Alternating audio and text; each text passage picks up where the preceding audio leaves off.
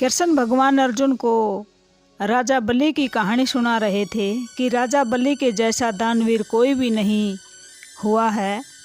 तब अर्जुन कहने लगे कि आज विश्व भर में क्या ऐसा राजा कोई है?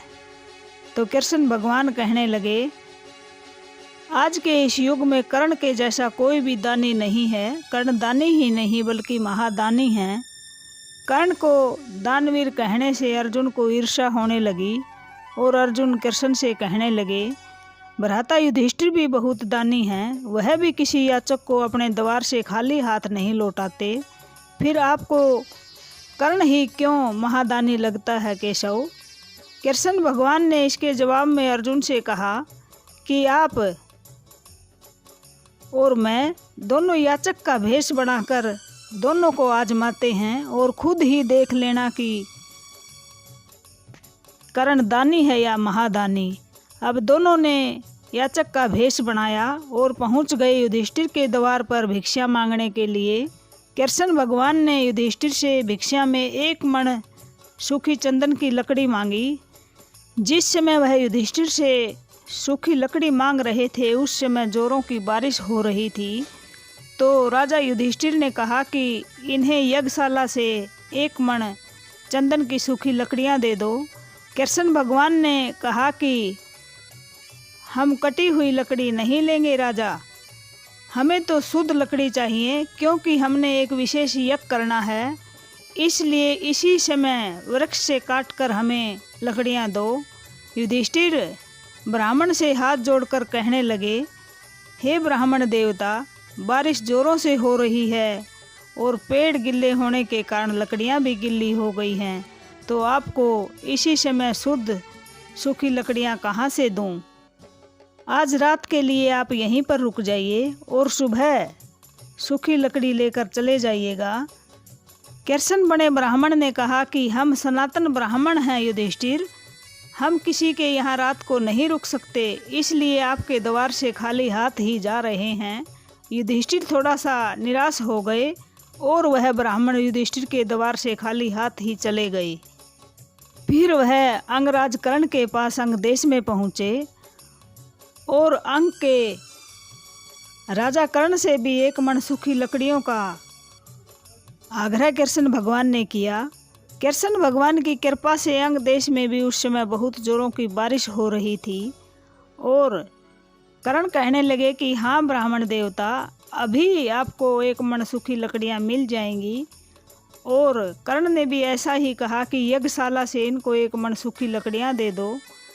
तब कृष्ण भगवान ने कहा कि हे महावीर, हमें एक विशेष यज्ञ करना है, इसलिए हमें शुद्ध लकड़ियाँ चाहिए, यह पहले से कटी हुई लकड़ियाँ हमें नहीं चाहिए। तो अंग देश का राजा कर्ण अपने धनुष बाण लेकर महल में गया। अर्जुन उनको देख रहा था कि ऐसा कर्ण कौन सा दिव्य अस्त्र चलाएंगे जिससे कि सूखी लकड़ियाँ वह लेकर आ सकें। अगर उन्होंने अग्नि बाण लकड़ियाँ सुखाने के लिए चलाया तो सारी लकड़ियाँ जल जाएंगी, फिर कैसे वह लकड़ियों को लाकर कृष्ण भगवान को देते हैं।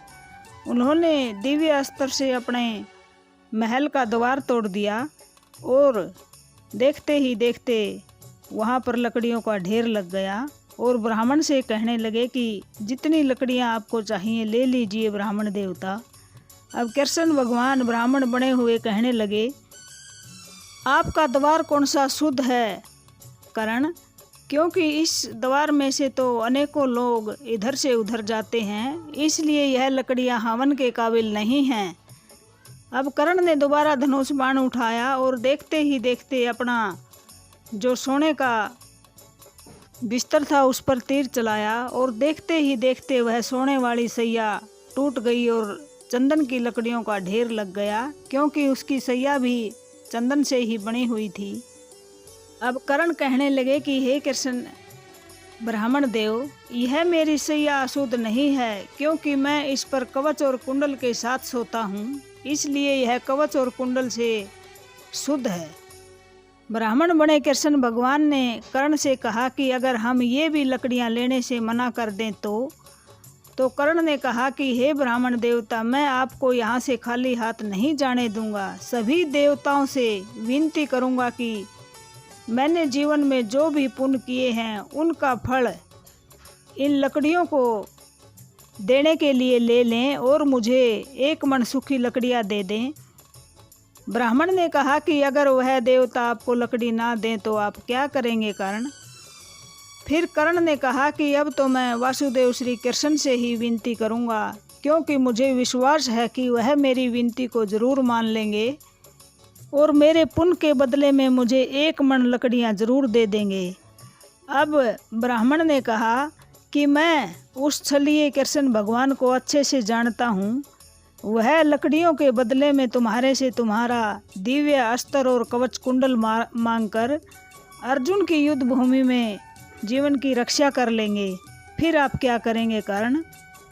कर्ण ने ब्राह्मण बने कृष्ण से कहा कि हे ब्राह्मण देवता, मेरे लिए दान करने से ज़्यादा महत्वपूर्ण अर्जुन की मृत्यु नहीं है, क्योंकि आज अगर खाली हाथ मेरे हाथ से दान लिए बिना आप लोग लौट गए तो मैं तो जीवन का अंत वैसे भी कर लूँगा। इसलिए अर्जुन की मौत से भी महत्वपूर्ण अब मुझे 1 मन लकड़ियाँ हैं। कर्ण की ये सब बातें सुनकर कृष्ण भगवान ने कर्ण को अपने गले से लगा लिया और उनको यह महसूस नहीं होने दिया कि वही कृष्ण भगवान हैं, और 1 मन लकड़ियाँ लेकर वहाँ से चले गए। तब अर्जुन ने कर्ण को देखा और कृष्ण से कहा कि हाँ कृष्ण भगवान, आप सच में ही सही कहते हैं। कर्ण दानी ही नहीं बल्कि महादानी है, क्योंकि यह चंदन का द्वार तो बड़े भैया के पास भी था और सोने वाली सैया भी चंदन की ही थी, लेकिन उनके मन में यह विचार नहीं आया और कर्ण के मन में ही यह विचार आया। इसलिए मैं भी आज से कर्ण को महादानी मानता हूँ। अब अर्जुन कृष्ण से कहने लगे कि इन 1 मन चंदन की लकड़ियों को आप क्या करेंगे माधव? तो माधव ने कहा कि सम्राट युधिष्ठिर अभी अभी सम्राट बने हैं और उनके लिए राजसूय यज्ञ करना है। मैं कर्ण की दी हुई लकड़ियों से ही उनके लिए राजसूय यज्ञ करवाऊँगा। उनके हाथ से दी गई लकड़ियों से मैं इसलिए भी यज्ञ करवाऊँगा क्योंकि उनके स्वभाव व रक्त में दानवीरता बहती है अर्जुन, और तुम्हारे स्वभाव व रक्त में भी दानवीरता बहे। सम्राट युधिष्ठिर का जो पहला यज्ञ हुआ वह कर्ण की दी हुई लकड़ियों से ही किया गया था। कर्ण स्वभाव से ही दानवीर थे और उनके दान करने के कार्य से महत्वपूर्ण कोई भी कार्य नहीं था। इसलिए कृष्ण भगवान कर्ण को दानी ही नहीं महान दानी कहा करते थे और हमेशा उनकी दान वीरता की प्रशंसा करते रहते थे। कर्ण ने अपनी बुद्धि लगाकर दान किया और ब्राह्मणों को खाली हाथ अपने द्वार से नहीं जाने दिया। इसलिए आप भी कर्ण को बताइए कि कर्ण कैसे थे, कमेंट के द्वारा। वीडियो को लाइक और शेयर ज़रूर करें। धन्यवाद।